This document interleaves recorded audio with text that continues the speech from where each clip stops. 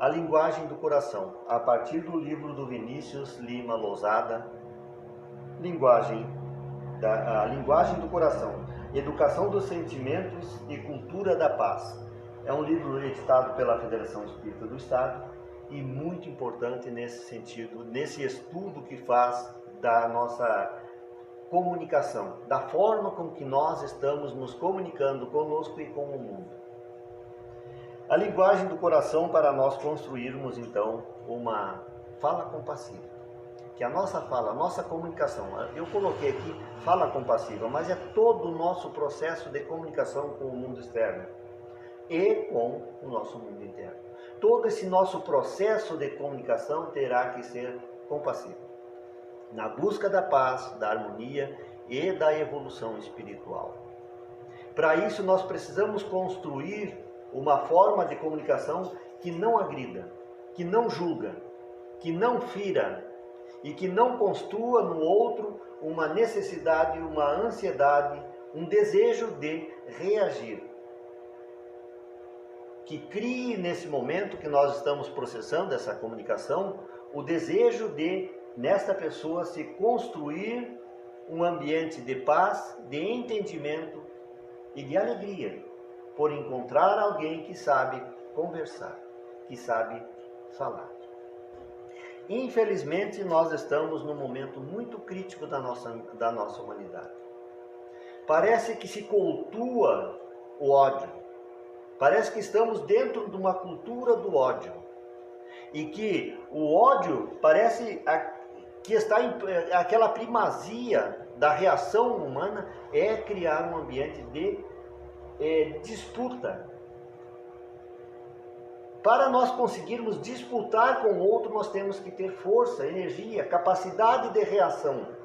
E nós fazemos essa leitura a partir dos nossos sentimentos com a construção do ódio. Quanto mais ódio eu tiver, mais pronto eu estarei para reagir contra aquele outro que é, na minha concepção, uma espécie de adversário. E é aqui que nós estamos começando a errar. Então nós colocamos o ódio como uma primazia, que nos fortalece no momento da disputa. Mas ao mesmo tempo, o ódio é a expressão ou a reação de uma incapacidade, de medo, de começar a sentir que aquele outro pode me dominar, ser mais forte e mais ágil do que eu. E nesse momento eu estou entrando num processo de disputa com o outro. Lembra esse quadrinho que passava na internet ainda há bem poucos dias nas redes sociais? Que é muito melhor ser cooperativo do que ser competitivo? Pois é, nós ainda estamos nesse clima de competição. E para nós reagirmos com força, com energia, segundo o nosso entendimento, parece que isso corre dentro da nossa humanidade como uma primazia, o ódio me fortalece. Marshall Rosenberg, que é o criador da CNV, a comunicação não violenta, fez um trabalho tecnológico das reações humanas e criou esse trabalho de terapia chamado comunicação não violenta, inspirado em Gandhi, com a sua prática de não violência. Inspirado em Gandhi, criou a comunicação não violenta. Chega a nos dizer, então, Rosenberg, que todo conflito é uma expressão trágica de uma necessidade insatisfeita. Essa necessidade insatisfeita, esse medo, esse pavor de ser dominado, revela a nossa imaturidade consciencial, a nossa imaturidade espiritual. Nós ainda estamos em construção. A realidade é que nós podemos nos perceber, então, como seres ainda em um processo evolutivo e que justifica essa nossa fraqueza. E estamos sendo convocados, então, a reagir para um processo de amadurecimento do espírito. O nosso Leandro Carnal, muito presente nas redes sociais, que fala muito bem, alguém que vale a pena nós escutarmos, tem oportunidade de dizer no livro Todos contra Todos, que todo o ódio é uma espécie de autoelogio. Porque no momento que eu estou nesse sentimento que me fortalece, é como se eu estivesse me sentindo mais forte e mais grande que o outro. Consequência da minha imaturidade? Sim. Mas diante da minha fraqueza, da minha incapacidade ou da sensação de fraqueza, eu reajo com o ódio. E isso me faz me sentir forte. Todo ódio me traz uma espécie de zona de tranquila de conforto. Do tipo assim, essa energia que eu sinto agora me protege dos meus adversários. É nesse sentido. Não sei se sou bom. Olha só que a consciência de que nem sabe ser bom. Mas o outro é pior ainda do que eu. Essa é a sensação que nós criamos. Eu sei que não sou uma grande coisa, mas sei que o outro é pior que eu. Por isso nós denegrimos a imagem dele. O ódio é fonte inesgotável de fanatismo. O fanatismo é a fonte inesgotável de ódio. Eles se alimentam. Tanto o ódio se alimenta do fanatismo, como o fanatismo alimenta o ódio. Em contrapartida, temos o Espiritismo. Essa luz que vem brilhar nos caminhos da humanidade. E aqui nós começamos a construir essa ponte entre o homem velho, fraco, incompetente, incapaz, inseguro, que cultua o ódio, para esse novo homem, que compreende a sua realidade de ser espiritual em processo evolutivo, que já começa a encontrar o caminho da sua salvação. Mas esta é uma condição temporária, a condição da nossa fraqueza, da nossa imaturidade. É uma condição temporária, porque nós somos seres perfectíveis. Nós estamos num processo de evolução. Então as nossas fraquezas são naturais, são da nossa condição. Nós não estamos errados. Nós estamos num processo evolutivo e precisamos colaborar com ele para que a gente supere esse momento de fraqueza, de cultura do ódio, de insatisfação. E possamos nós, com a força da mente, com a força do querer, com o pensamento, começar a transformar essa nossa realidade. Não é uma coisa assim, tomar a decisão, agora eu sou evoluído, agora eu sou bom, agora eu me comunico com perfeição. Não, é um processo que precisa ser construído dia a dia, oportunidade a oportunidade, constantemente. Mas nós precisamos começar a caminhar. E o primeiro passo é começar a tomar consciência da realidade espiritual que somos todos nós, num processo evolutivo.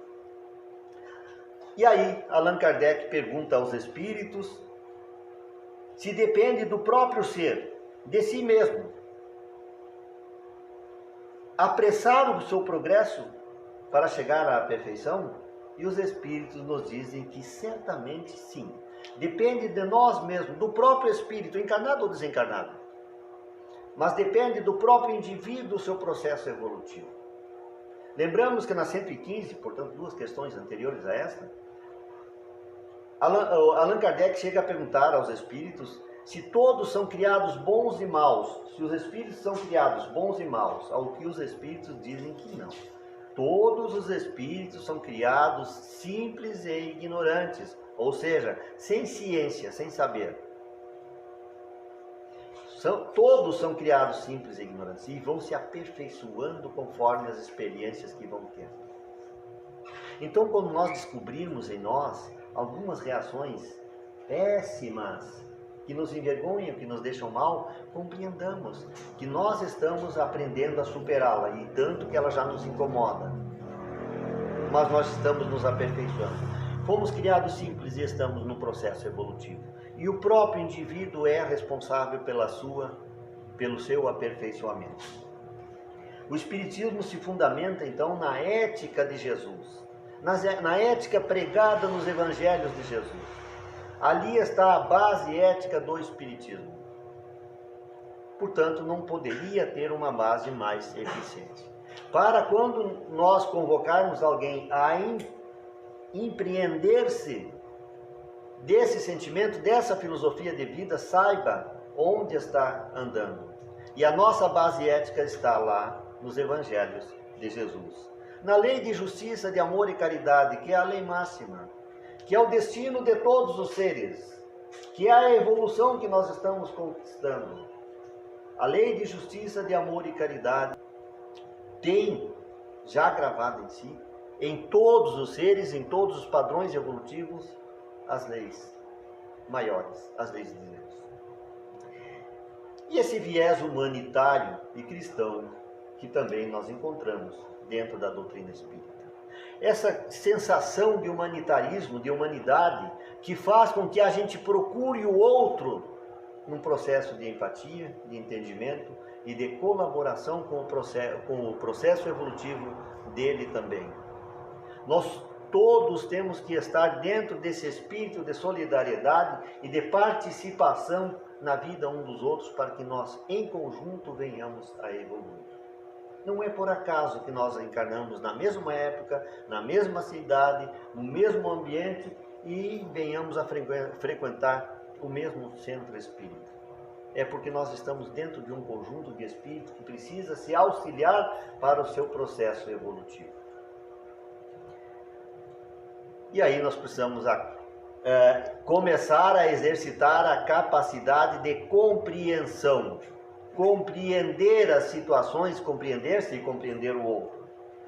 Não julgueis para que não sejais julgados, pois com o juízo com que julgais, com este mesmo juízo nós vamos ser julgados. Lembra o Pai Nosso?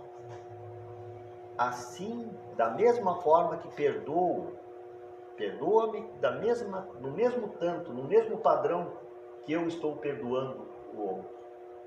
É a mesma lei para todos nós. Deus não está lá no céu olhando assim, aquele ali errou, vou puni-lo. Não. Deus tem suas leis estabelecidas e elas agem por si. Nós é que infelizmente às vezes pisamos fora do trilho e acabamos errando e criando uma situação que precisa de uma correção. E que só o próprio indivíduo vai fazer essa correção. Para Marshall Rosenberg, o julgamento é uma comunicação alienante. Quando nós estamos julgando o outro, nós estamos nos alienando, ou seja, nós não enxergamos mais nada a não ser aquelas razões que nos levam a julgar esse outro errado, falho ou sei lá o quê. Que impede a compreensão mútua, impede que nós vamos compreender o outro, porque nós não estamos entrando no espírito do outro. Impede o diálogo, arma o espírito, erigindo uma barreira e formando um processo de disputa. É a isso que nos leva o processo de julgar a atitude do outro. Esse já é o processo, então, de nós começarmos a olhar para dentro de nós. Como nos ensina Emmanuel, nós precisamos colocar algo de Jesus em nossos olhos. E a crítica será definitivamente banida para bem longe de nós. Quando nós começarmos a nos vestir, nos imbuir desse espírito do Evangelho, dos ensinamentos de Jesus, colocar na nossa expressão, porque como disse anteriormente, a nossa comunicação é todo um processo que vem desde a energia que nós emanamos e que a pessoa às vezes percebe muito antes de nós chegarmos até ela. Se ela tiver sensibilidade, ela vai saber que tipo de ser está se aproximando dela. Se é médium, então, meu amigo, cuide-se.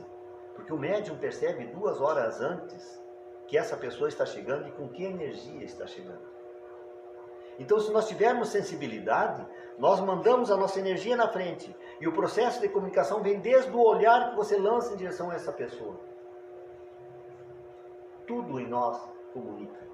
Não são necessariamente as palavras. Aliás, com as palavras, às vezes, nós mentimos. Mas por trás da palavra e da maneira que você fala e da maneira que você se porta diante da pessoa, isso também dá para a pessoa a capacidade de compreender, além do que significa aquela palavra, por que está falando daquela forma, aquelas palavras. Kardec nos ensina, inclusive, nos chama a olhar com a perspectiva do futuro. Isso aqui está lá dentro da codificação, dentro da doutrina dos espíritos. Olhar com perspectiva de futuro, ou seja, começar a nos perceber como seres evolutivos que estamos em uma encarnação e que temos mais ainda, muitas mais encarnações pela frente para a nossa evolução. Que nós não vivemos apenas esta vida, nós temos um futuro pela nossa frente, em direção ao aperfeiçoamento, portanto, em direção à perfeição. Como um peregrino da sua própria imortalidade, começar a se perceber como ser imortal. Que estamos em um processo e que quando nós enfrentamos a dita morte, morre apenas e unicamente a organização física, o corpo orgânico se decompõe, mas nós continuamos a existir.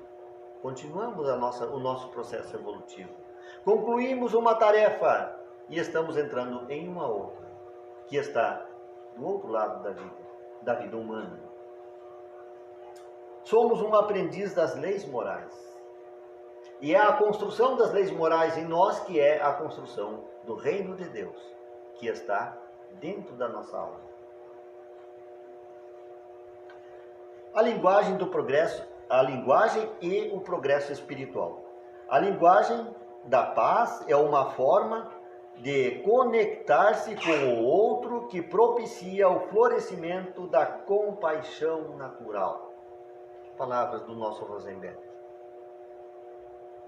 Essa linguagem da paz, então, é essa capacidade de conectar-se uns com os outros, que não destrói essa possibilidade de contato com o outro e que cria a virtude da compaixão. Cria essa virtude, não anula essa possibilidade de compaixão. Compaixão o que é? Faça essa busca interna. Esse sentimento que aflora na nossa alma e nós nos compadecemos com a dor do outro. Participamos do sofrer do outro. E nos mobilizamos para fazer com que essas questões se resolvam e tenham um bom encaminhamento. O homem, nos ensina Jesus, o homem bom apresenta boas coisas do bom tesouro do seu coração, e o homem mau apresenta coisas más do seu tesouro, pois da abundância do coração é que fala a boca. Se refere àquela passagem que chama a atenção, lavar as mãos, lavar os pratos, não sei lá o que. E ele diz que não adianta eu lavar os pratos se dentro da minha alma fervilha aquilo que vai me botar a perder. A maldade, o rancor, o ódio, são essas coisas que às vezes estão dentro de nós. E nós temos que lembrar que do que nós expressamos, nós falamos, vem de dentro, vem do coração, vem da alma. E é isso que nos põe a perder, não é o que nós nos alimentamos. Porque se eu ingerir alguma coisa que me intoxica, eu posso tomar um remédio que contrapõe e eu me curo. Não morri. Se é que existe morte. O meu corpo não vai morrer por isso. E se morrer, paciência, a gente arruma outro mais logo adiante e continuamos o nosso processo evolutivo. Nós temos que começar a pensar assim, o que é grande coisa que morreu o corpo. A única coisa que eu vou ter que fazer agora é arrumar outro e continuar o meu processo evolutivo. Mas voltando, então não é o que nós colocamos para dentro que nos põe a perder. O máximo que vai acontecer é perder o corpo físico. Mas é o que sai de dentro da nossa alma que nos põe a perder. E aqui nós temos que começar a prestar atenção para nós começarmos a construir a nossa comunicação de paz. A nossa linguagem do coração. A fala revela o desenvolvimento espiritual. A edificação das virtudes. A educação dos sentimentos e as conquistas íntimas. Conforme uma pessoa vai falando, e essa é uma técnica do atendimento fraterno, deixar a pessoa falar. Porque não adianta ela chegar ali e dizer para nós, eu tenho isso, isso, isso, isso. O que eu faço? Faz isso, isso, isso. mas ainda assim tem que prestar atenção no como ela está falando, por que está falando, o que isso significa, aonde está a ligação do que diz com o que sente. E esse sentimento, essa sensibilidade, essa empatia vai fazer com que a gente compreenda o que realmente essa criatura está falando. Isso estou falando do atendimento fraterno. Mas em todo o processo de comunicação tem que ter esse espírito de perceber o que o outro está precisando. E a forma que fala, o que diz, a fala no sentido mais amplo de todas as expressões do seu corpo, da sua energia, isso vai dar a noção de que padrão de evolução está essa criatura. Quais são as virtudes já desenvolvidas, o que apresenta no seu tesouro da alma, as conquistas íntimas que essa criatura já tem em si. Valorizemos a fala, este instrumento de sociabilidade. A pessoa que sabe falar, que fala com eloquência, com lógica e com sentimento, eloquência não no sentido gramatical, no sentido de acompanhar o que sente e realmente comunicar-se com o outro da forma mais ampla que se possa imaginar, essa cria um ambiente de sociabilidade, de entendimento. Enquanto nós estamos agredindo todo mundo, nós não nos sociabilizamos com ninguém, nós nos isolamos, nós somos criaturas externas, alienadas. Então nós precisamos construir uma forma de falar, de expressar-se, que aproxime o outro e não que o afaste. Valorizemos, portanto, a fala, esse instrumento de sociabilidade. Kardec já nos ensinava que é pela linguagem que se conhece o tipo de espírito que está se comunicando, referindo-se à comunicação mediúnica, aquela que se recebe na mesa mediúnica. E a única forma real de avaliação mesmo dessa mensagem, desse espírito, é a linguagem que ele expressa. Allan Kardec, então, já valorizava a forma de comunicação através da linguagem. Está lá no livro dos médiuns, no capítulo 24, no item 263. Não estou aqui expressando sabedoria do livro dos médiuns, eu copiei do livro aqui do Vinícius. Está lá, se alguém quiser conferir. Allan Kardec coloca, então, a linguagem como elemento de avaliação dessa mensagem, se ela é boa e se vem de um espírito bom. E a avaliação, portanto, pela linguagem. A linguagem e a educação dos nossos sentimentos. Nós sabemos que Rousseau nos ensina que o homem é fruto do meio, da sociedade. Nós somos formados pela imposição da sociedade, do meio em que estamos. Já Pestalozzi nos diz de uma forma diferente. Nos coloca que Pestalozzi, o mestre do professor Hipólite Léon Denisard Rivail, quem é ele? O nosso Allan Kardec. Pestalozzi já dizia que o homem é obra da natureza, da sociedade e de si mesmo. Sim, nós sofremos a conjectura em que estamos vivendo. Isso faz parte da nossa personalidade, o meio onde que está vivendo forma o que nós somos. A pressão que nós sofremos da sociedade, no sentido de imposição de ideias, de cultura e de sentimentos, de reações e de buscas, forma sim o que nós somos. Mas tem esse conteúdo individual que nós trazemos conosco mesmo. E quem cuida de criança sabe bem do que eu estou falando. Aquelas coisas que não se sabe como veio parar ali. Como é que pode isso? Trouxe de si mesmo, da sua natureza. Lembra do ser espiritual, das múltiplas encarnações que já teve? Foi construindo o que nós somos hoje. Então o pensamento espírita está conforme nos ensina o Pestalozzi, antes ainda, portanto, da doutrina espírita. O conteúdo individual, nós trazemos algo de nós mesmos também para a nossa formação do que nós somos hoje. Jason de Camargo, no livro Educação do Sentimento, nos diz que as funções psíquicas dos seres humanos são perfectíveis. E aqui nós poderíamos botar um ponto. E fazer essa afirmativa, então, de que as nossas funções psíquicas são perfectíveis.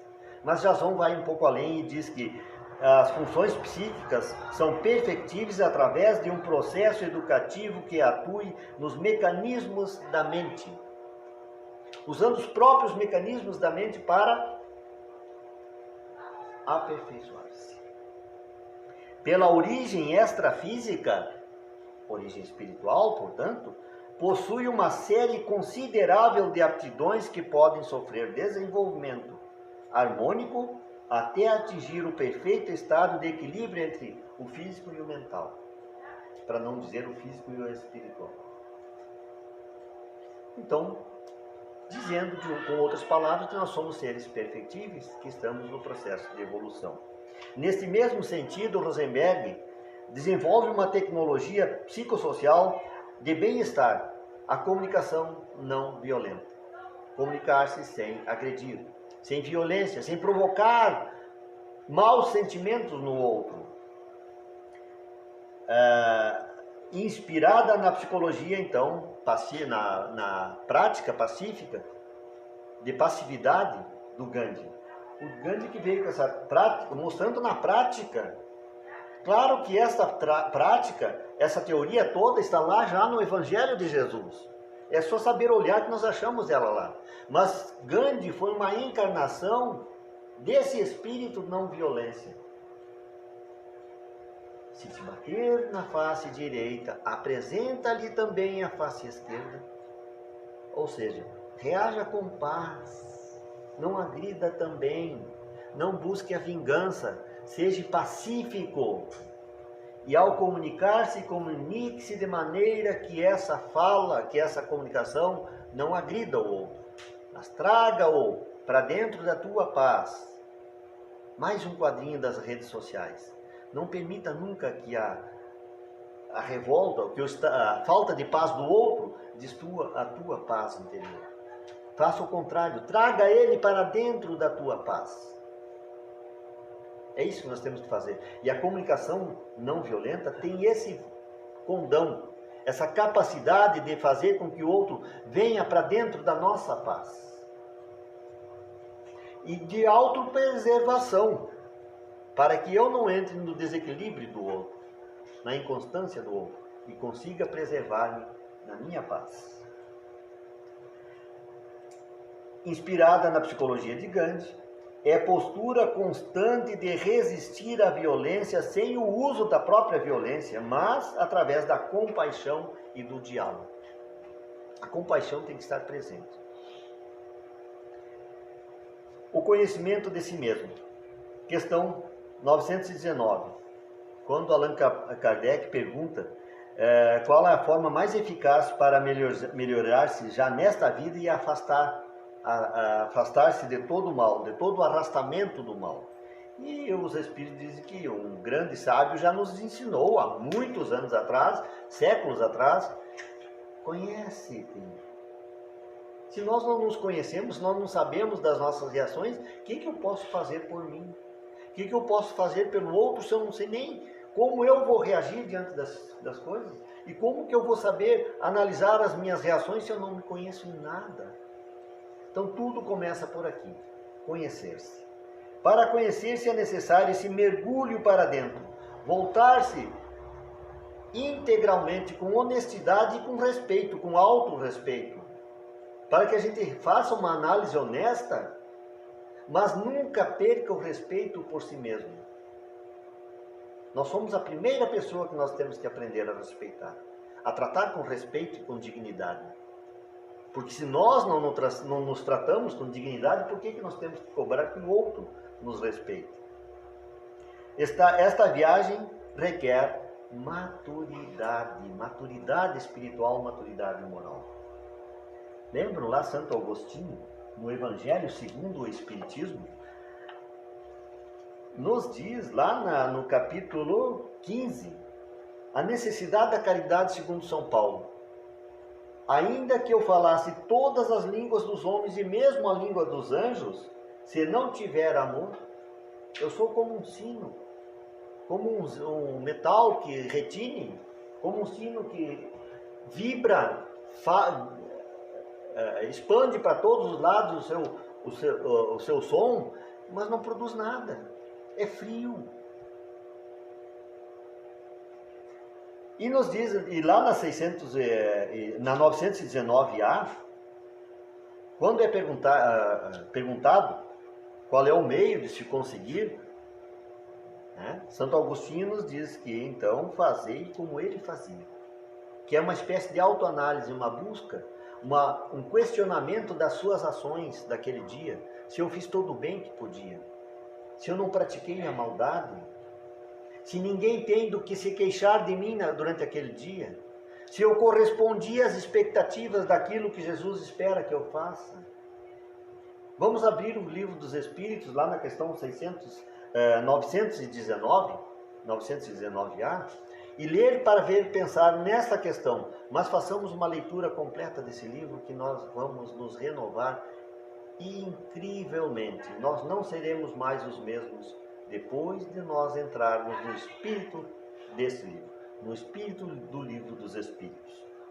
Então façamos como Santo Agostinho fazia. Fazer uma análise do seu dia, se ninguém tem do que se queixar de mim, se fiz todo o bem que podia. Amor e instrução. Os dois melhores, maiores e mais importantes elementos nesse momento para nós construirmos a nossa comunicação compassiva. Um novo mandamento vos dou, que vos ameis, como eu vos amei. O amor em primazia, o amor presente. A primeira palavra do alfabeto divino, conforme nos ensina o Evangelho segundo o Espiritismo, é o amor. E lembram aquela mensagem também do Evangelho segundo o Espiritismo, do Espírito de verdade, quando fala do Consolador prometido? Lá adiante, no final da mensagem, ele nos diz, nos faz esse chamamento: espíritas, amai-vos, este é o primeiro mandamento, instruí-vos o segundo. Então, o primeiro mandamento, antes mesmo de toda a instrução, o amor em primazia. Porque posso falar todas as línguas, mesmo a língua dos anjos, mas se não tiver amor, de nada vale. Eu posso saber toda a doutrina espírita de ponta a ponta, não vai adiantar de nada se não tiver amor. O conhecimento ilumina os caminhos, racionaliza as ações, mas só o amor transforma a nossa realidade espiritual. Só o amor. Ainda que eu falasse então a língua dos anjos e a língua dos homens, de nada adiantaria. O amor em primazia.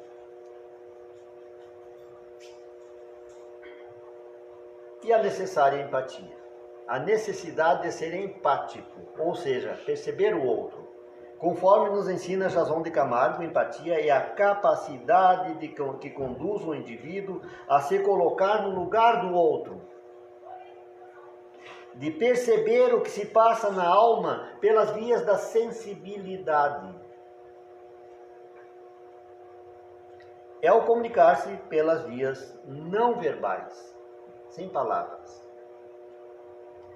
Dispor-se internamente à compreensão sem julgamentos morais, sem julgar o hábito de olhar respeitosamente nos olhos do outro. Quando nós estamos falando com alguém, temos que estar...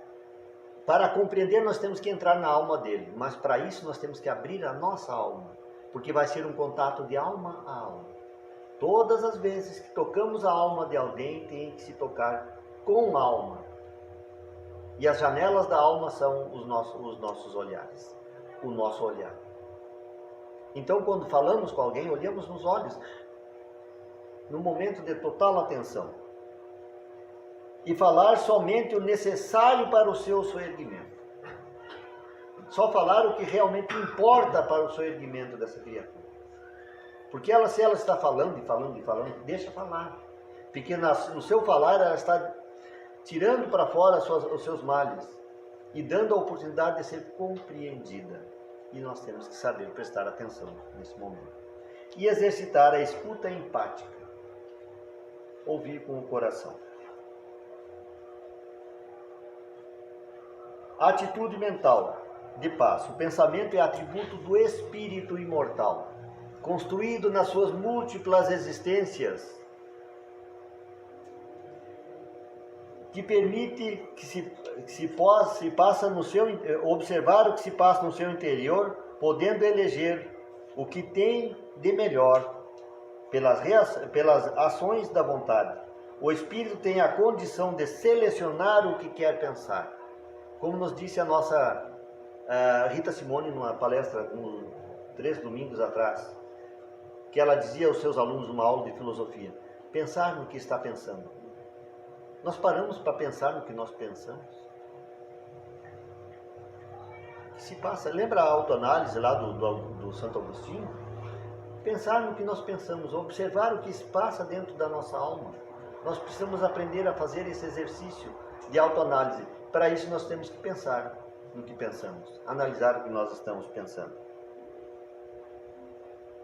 E para encerrar, lembrando, o homem de bem, lá no Evangelho segundo o Espiritismo, que estuda suas próprias imperfeições e trabalha incessantemente em combatê-las. A linguagem tem que ser a expressão do que nós trazemos na alma. E que seja, portanto, a partir de hoje, pensada. Todo o nosso processo de comunicação seja pensado. E trazido para uma comunicação de passividade, de compassividade e de amor ao próximo. Vamos fazer a nossa prece de encerramento, a nossa prece de irradiação? Nos unamos então no pensamento de paz e harmonia, mentalizando a presença amiga do nosso Mestre Jesus junto a nós, ao qual nós pedimos toda luz e inspiração em todos os momentos da nossa vida. Que nós tenhamos a coragem de saber analisar o que se passa em nossos corações, agir com força de vontade, com a habilidade do pensamento, na transformação do que nós somos, para buscar uma comunicação compassiva com tudo que convive conosco nesta vida. Que as tuas energias de amor e luz se estendam a todos aqueles que necessitam, todos aqueles que estão nas casas de assistências, nos presídios, perdidos nas ruas sem orientação. Lá esteja a presença divina através dos nossos pensamentos. Aqueles que estão desencarnando pelas vias da Covid-19, chegando à espiritualidade em desencontro, em desarmonia, recebam nesse momento as nossas vibrações de paz e de amor. Que as tuas bênçãos, querido Mestre, esteja com todos nós nesse momento e sempre. Que assim seja, graças a Deus.